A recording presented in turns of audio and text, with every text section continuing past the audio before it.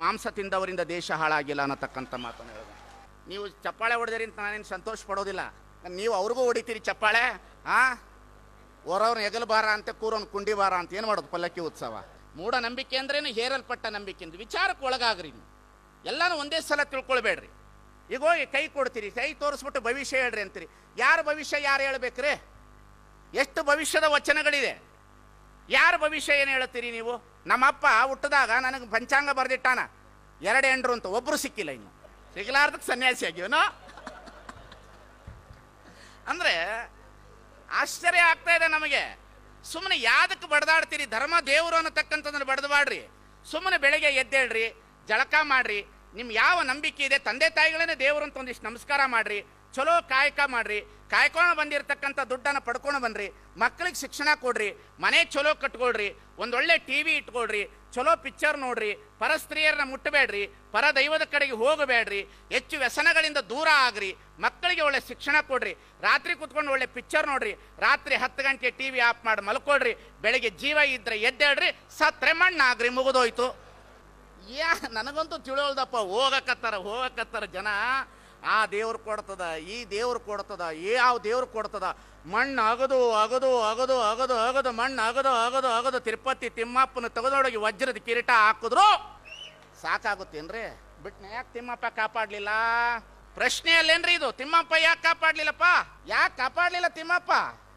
ವಜ್ರದ ಕಿರೀಟ ನೋಡ್ರಿ, ಧರ್ಮ ಅಂತಂದ್ರೆ ಒಬ್ಬರ ಮನವ ನೋಯಿಸದವನೇ, ಒಬ್ಬರ ಮನೆಯ ಘಾತವ ಮಾಡದವನೇ ಪರಮ ಪಾವನ ನೋಡ. ಒಬ್ಬರ ಮನವ ನೋಯಿಸಬೇಡ, ಒಬ್ಬರ ಮನೆ ಹಾಳು ಮಾಡಬೇಡ, ಇಷ್ಟೇ ಧರ್ಮ. ನಿನ್ನ ದುಡ್ಕೊಂಡು ನೀನು ಊಟ ಮಾಡಪ್ಪ, ಇಷ್ಟೇ ಧರ್ಮ. ಇದಕ್ಕಿಂತ ಇನ್ನೇನದ? ದೇವಸ್ಥಾನಕ್ಕೆ ಹೋಗ್ತೀವಿ, ನೋಡ್ಬೇಕು, ಕಾಮತ್ ಹೋಟ್ಲಲ್ಲಿ ಹಾಕದಂಗೆ ಹಾಕಿರ್ತಾರೆ. ಇಡ್ಲಿಗಿಷ್ಟು, ಖಾರಾಬಾತಿಗಿಷ್ಟು, ಟೀಗಿಷ್ಟು, ಬಿಲ್ವಾರ್ಚನೆಗಿಷ್ಟು, ತಲೆ ಬೋಳ್ಸೋದಕ್ಕೆ ಇಷ್ಟು, ಹೋಟ್ಲದು ಕಾಮತ್ ಹೋಟ್ಲು ದೇವಸ್ಥಾನ ಹಾಕಿ ಬಿಟ್ಟಿರ್ತಾರೆ ಲೀಸ್ಟ್. 250, 500, 1000, ಬಿಲ್ವಾರ್ಚನೆಗಿಷ್ಟು, ಪೂಜೆಗಿಷ್ಟು, ತುಪ್ಪಕ್ಕಿಷ್ಟು, ಸಂಕಷ್ಟಿ ಹರ ಗಣಪತಿ ದಿವಸದ ನೀನು ಗಣಪತಿ ಸೇವೆ ಮಾಡಿಬಿಟ್ರ ನಿನಗೆ ಪುಣ್ಯ, ಆ ಬೆಣ್ಣೆ ಕರೆಸ್ಕೊಂಡು ನಾವು ತಿಂದ್ರೆ ನಮಗೂ ಪುಣ್ಯ. ಮಜಾ ಹೆಂಗದ ಹೇಳ್ತೀನಿ ಕೇಳ್ರಿ. ಕೊಲ್ಲೂರು ಮೂಕಾಂಬಿಕೆಗೆ ಸೀರೆ ಉಡಿಸಿದ್ರೆ ಸಾಕ್ಷಾತ್ ದೇವರೇ ಸೀರೆ ಉಡಿಸಿದ ಹಾಗೆ. ಎಲ್ಲಮ್ಮನಿಗೆ ಸೀರೆ ಉಡಿಸಿದ್ರೆ ಬಹಳ ದೊಡ್ಡವಳೇನು ದೇವ್ರು ಬೆತ್ತಲೆ ಇರ್ತಾಳೇನ್ರಿ? ಕೇಳ್ತೀನಿ ನಿಮ್ಮನ್ನ ಪ್ರಶ್ನೆ. ಕೊಲ್ಲೂರು ಮೂಕಾಂಬಿಗೆ ಸೀರೆ ಉಡಿಸ್ತೀರಿ, ನಿಮ್ಮ ತಾಯಿಗೆ ಹರಿದ ಸೀರೆ ಉಡಿಸಿ ಮನ್ಯಾಗ ಕುಂಡಿರ್ತಿರ್ತೀರಿ. ವಿದ್ಯಾವಂತರಾದವ್ರು ನಿಮ್ಮ ತಂದೆ ತಾನೇ ತಗೊಂಡು ವೃದ್ಧಾಶ್ರಮಕ್ಕೆ ಬಿಟ್ಟಿರ್ತೀರಿ. ಮಾನವೀಯತೆ ಇಲ್ಲದಿರ್ತಕ್ಕಂಥ ಧರ್ಮ ತಗೊಂಡು ಏನು ಮಾಡೋದ್ರಿ? ಮನುಷ್ಯತ್ವ ಇಲ್ಲದಿರ್ತಕ್ಕಂಥ ಧರ್ಮ ತಗೊಂಡು ಏನು ಮಾಡೋದು?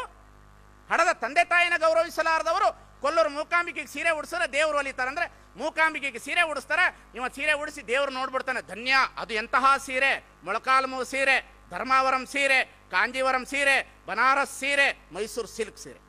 ಇದನ್ನೇ ಉಡಿಸ್ಬೇಕ್ರಿ ಆಕೆಗೆ, ಬೇರೆ ಉಡ್ಸಂಗಿಲ್ರಿ. ರಂಜಾನ್ ದರ್ಗವ್ರು ಆಕೆ ಕಾಟನ್ ಗೀಟನ್ ಉಡಲ್ರಿ. ಕೊಲ್ಲೂರು ಮೂಕಾಂಬಿಕೆ ಆಕೆ ಹೈ ಕ್ವಾಲಿಟಿ ದೇವತೆ ರೀ. ಆಕೆ ಸ್ಟ್ಯಾಂಡರ್ಡ್ ITBT ದೇವ್ರತವಳು. ಅವಳಿಗೆ ಆ ಸೀರೆ ಉಡಿಸ್ಬಿಟ್ರೆ ಪುಣ್ಯ ಅಂತ ಇವನು ಹೇಳ್ಬಿಡ್ತಾನ.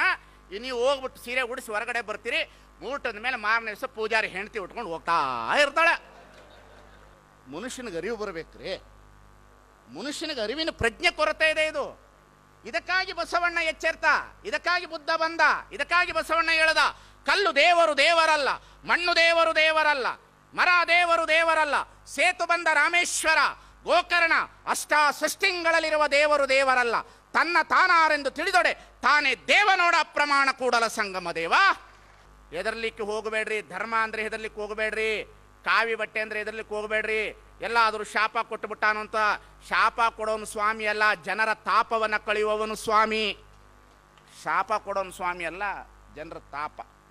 ಈಗ ಪಾದ ಪೂಜೆ ಮಾಡ್ಕೊಳ್ರಿ, ಬೇಡ ಅನ್ನೋದಿಲ್ಲ, ಅದು ನಿಮ್ಮ ನಂಬಿಕೆ. ಆದ್ರೆ ಕಾಲು ತೊಳೆದಿದ್ದು ನೀರು ಕುಡಿಬೇಕಾದ್ರೆ ಇದು ಯಾವ ಕರ್ಮ?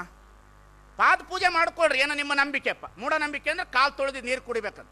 ಅದು ಕುಡಿಯೋದಲ್ಲದೆ ಮನೆಗೆಲ್ಲ ಚಿಮ್ಮಿಸ್ಬಿಡ್ಬೇಕಂತ, ಉದ್ಧಾರ ಆಗ್ತದಂತ, ಕುಡಿಬೇಕಂತ. ನೋಡ್ರಿ, ಒಬ್ಬ ಮನುಷ್ಯನ ಮೇಲೆ ಅವನಿಗೂ ಶುಗರ್ ಇರ್ತದ, BP ಇರ್ತದ, ಚರ್ಮ ರೋಗ ಇರ್ತದ, ಇರ್ತದೋ ಇಲ್ಲೋ? ಇರ್ತದೆ. ಪಾದ ಪೂಜೆಯನ್ನು ಭಕ್ತಿಯಿಂದ ಗೌರವದಿಂದ ಮಾಡ್ರಿ, ಬೇಡ ಅನ್ನೋದಿಲ್ಲ. ಸ್ವಾಮಿಗಳಿಗೊಂದು ಗೌರವ ಕೊಡಬೇಕು, ಕೊಡ್ರಿ. ಆದ್ರೆ ಕಾಲು ತೊಳೆದು ನೀರು ಕುಡಿಬೇಕಂದ್ರೆ ಯಾವ ಕರ್ಮ? ನಾನು ಎಲ್ಲ ನಂಬಿಕೆಗಳನ್ನ ತೆಗಿಲಿಕ್ಕೆ ಇಷ್ಟಪಡೋದಿಲ್ಲ. ಮೊದಲೇ ಹೇಳಿದ್ದೇನೆ, ಗುಡಿಗೆ ಹೋಗೋದು ನಿಮ್ಮ ನಂಬಿಕೆ, ಆದರೆ ಅಲ್ಲಿ ಮೂಢನಂಬಿಕೆಗೆ ಬಲಿಯಾಗ್ತಕ್ಕಂಥದ್ದು ಬಹಳ ಅಪರಾಧ ಅನ್ನತಕ್ಕಂಥ ಮಾತನ್ನು ಹೇಳಿಕ್ಕೆ ನಾನು ಇಷ್ಟಪಡ್ತೇನೆ. ಶೆಟ್ಟಿ ಎಂಬೆನೆ ಶ್ರೀಯಾಳನ, ಮಾದಾರನೆಂಬೆನೆ ಚೆನ್ನಯ್ಯನ, ಈ ಪ್ರಶ್ನೆ ನಮಗೆ ಯಾರಿಗೂ ಅರ್ಥ ಆಗಲಿಲ್ಲ, ಈ ವಚನ ನಮಗೆ ಯಾರಿಗೂ ಅರ್ಥ ಆಗಲಿಲ್ಲ. ಸ್ವಾಮಿ, ಕಾಣುವ ಮನುಷ್ಯರನ್ನ ಪ್ರೀತಿ ಮಾಡಲಾರದವರು ನಾವು ಕಾಣದೇ ಇರುವ ದೇವರನ್ನು ಪ್ರೀತಿ ಮಾಡಲು ಸಾಧ್ಯವೇ? ಈ ಜಗತ್ತಿನಲ್ಲಿ ಕಾಣುವ ಮನುಷ್ಯರನ್ನೇ ಪ್ರೀತಿ ಮಾಡಲಿಲ್ಲ, ಇನ್ನು ಕಾಣದೇ ಇರುವ ದೇವರನ್ನು ಏನು ಪ್ರೀತಿ ಮಾಡೋದ್ರೆ? ಬಸವಣ್ಣನ ಸೂತ್ರ ಇದೆಯಲ್ಲ, ಬುದ್ಧನ ಸೂತ್ರ ಇದೆಯಲ್ಲ, ಕಾಣುವ ಮನುಷ್ಯರನ್ನ ಪ್ರೀತಿ ಮಾಡ್ರಿ ಅಂತ ಹೇಳುದು. ಈ ಶೋಷಣೆ, ಈ ಮೂಢನಂಬಿಕೆ ದಿನ ದಿನ ದಿನ ಇವತ್ತು ನಮ್ಮಲ್ಲಿ ತಾಂಡವವಾಡ್ತಾ ಇದೆ. ಅದರ ಬಗ್ಗೆ ನಾವು ಎದ್ದು ಬರಬೇಕು. ಸ್ವಾಮಿಗಳು ಉಪದೇಶ ಹೇಗಿರಬೇಕಂದ್ರೆ, ಸ್ವಾಮೀಜಿಗಳು ಮನುಷ್ಯರಾಗಿರಬೇಕೆ ಹೊರತು ದೇವತೆಗಳಾಗಬಾರ್ದು. ಸ್ವಾಮೀಜಿಗಳು ಪವಾಡ ಪುರುಷರಾಗಬಾರ್ದು. ಸ್ವಾಮೀಜಿಗಳು ಸಮಾಜಕ್ಕೆ ಮಾರ್ಗದರ್ಶತಕ್ಕಂತಹ ವ್ಯಕ್ತಿಗಳಾಗಿ ಉಳಿಬೇಕು. ಸ್ವಾಮೀಜಿಗಳಿಗೆ ಇವತ್ತು ಗೌರವವಿದೆ, ವೈಚಾರಿಕತೆ ಸ್ವಾಮಿಗಳಿಗೂ ಗೌರವವಿದೆ, ಸಾಧನೆ ಮಾಡಿರ್ತಕ್ಕಂಥ ಸ್ವಾಮಿಗಳಿಗೂ ಗೌರವವಿದೆ. ಆದರೆ ನಮ್ಮಂತಹ ಸ್ವಾಮಿಗಳು ಸಮಾಜವನ್ನು ಶೋಷಣೆ ಮಾಡುವುದನ್ನು ಬಿಡಬೇಕು, ಮೂಢನಂಬಿಕೆಯಿಂದ ಹೊರಗಡೆ ತರಬೇಕು, ಅವರನ್ನು ಒಳ್ಳೆಯ ಜ್ಞಾನವನ್ನು ಕೊಡಬೇಕು. ಜಗತ್ತಿನಲ್ಲಿ ದೇವರು ಧರ್ಮ ಅಂದರೆ ಏನಂತ ಸ್ವಚ್ಛವಾಗಿ ತಿಳಿಸಬೇಕು, ದುಡಿಲಿಕ್ಕೆ ಕಲಿಸಬೇಕು.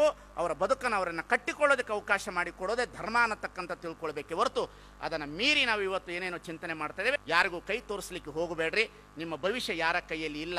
ಒಬ್ಬ ಪಂಚಾಂಗ ಹೇಳೋನ ಕೈನಲ್ಲಿ ಒಂದು ಹುಡುಗ ಬಂದು ಕೇಳೋದಂತೆ, ನಾನೊಂದು ಹುಡುಗಿನ ಲವ್ ಮಾಡಿದ್ದೀನಿ ಎಷ್ಟೊತ್ತು ಗೊಯ್ಲಿ ಅಂತ ಕೇಳೋದಂತವ. ನಾನೊಂದು ಹುಡುಗಿನ ಲವ್ ಮಾಡೀನಿ ಎಷ್ಟೊತ್ತು ಗೊಯ್ಲಿ ಅಂತ ಕೇಳೋದಂತೆ ಪಂಚಾಂಗ ಹೇಳೋನಿಗೆ. ಪಂಚಾಂಗ ಹೇಳೋನು ರಾವ್ ಕೇತು ಶನಿ ಬುಧ ಅನ್ನಂತ. ನೀ ರಾತ್ರಿ 12 ಗಂಟೆಗೆ ಹೊಯ್ದು ಬಿಡೋದಂತವ ಪಂಚಾಂಗ ಹೇಳವ. ಅವಳನ್ನ 12 ಗಂಟೆಗೆ ಒಯ್ದು ಬಿಟ್ಟಿನ. ಬೆಳಗ್ಗೆ ಪಂಚಾಂಗ ಹೇಳೋನು ಹೆಂಡ್ತಿ ಬಂದು ಹೇಳೋದಂತೆ, ಮಗಳು ಕಾಣಿಸಕ್ಕತ್ತಿಲ್ರಿ ಮನೆಯಾಗ ಅನ್ನಂತ. ತನ್ನ ಮಗಳ ಭವಿಷ್ಯನೇ ಅವರಿಗೆ ಗೊತ್ತಿಲ್ಲ, ಜಗತ್ತಿನ ಭವಿಷ್ಯ ಹೇಳ್ತಾರೆ. ನಮಗೆ ಇಂದ್ರ ಬಲ ಬೇಡ, ಚಂದ್ರ ಬಲ ಬೇಡ, ತಾರಾಬಲ ಬೇಡ, ಗುರುಬಲ ಬೇಡ, ನಮ್ಮ ತೋಳು ಬಲದಿಂದ ನಾವು ಬದುಕೋಣ ಅನ್ನತಕ್ಕಂಥ ಮಾತನ್ನು ತಮ್ಮೆಲ್ಲರಿಗೆ ಹೇಳ್ತಾರೆ. ನಮ್ಮ ಮಾತಿಗೆ